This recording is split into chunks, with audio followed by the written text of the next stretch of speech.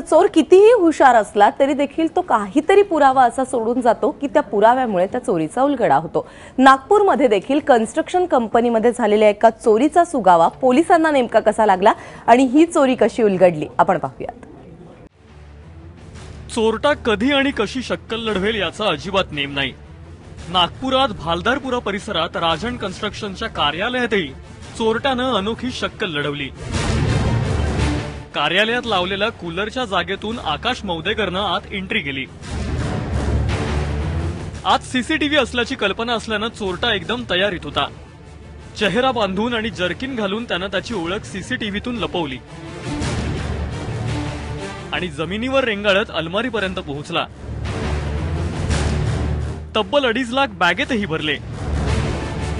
त्यानंतर 2.5 लाखांची bag cooler लावलेल्या जागेतूनच बाहेर फेकली। मात्र त्यानंतर आकाश मौदेकरची मोठी पंचायत झाली।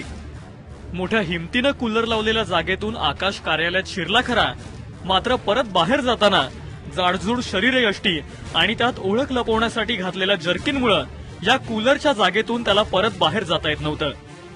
अखेर आकाशनं जर्किन काढलं आणि बाहेर पडला। मात्र इथंच त्याचा प्लॅन चौपट झाला, कारण सीसीटीव्हीत आकाशच्या हातावरचा टॅटू कॅमेऱ्यात कैद झाला। आकाश अलगदच पोलिसांच्या हाती लागला। तो त्यांच्याकडे 6 महिन्यापूर्वीपासून ड्रायव्हर म्हणून नोकरीला आलेला होता। त्याला आम्ही सखोल चौकशी दरम्यान विचारपूस केली असता त्यांनी चोरी केल्याचे कबूल केले। त्याचे 2 मित्र होते यशोधरा नगरचे, त्यांच्या सहाय्याने मी तिथे जाऊन चोरी केल्याचे त्यांनी कबूल केलेले आहे व त्यांना आम्ही तिघांना पण दुसऱ्याच दिवशी ताबडतोब अटक करून त्यांच्याकडून आम्ही चोरीला गेलेला मुद्देमाल रिकव्हर केलेला आहे। शहाबाज उर्फ सोनू जमील आणि शाहरुख खान हे दोघे राजन कन्स्ट्रक्शनच्या कार्यालयात ऑफिस बॉय म्हणून कामाला होते। शहाबाजनं आकाशद्वारे चोरीचा डाव आखला, मात्र चोर कितीही चतुर असला तरी काहीतरी चूक करतोच, असंच आकाशच्या बाबतीतही घडलं आणि तिघेही गजाआड पोहोचले।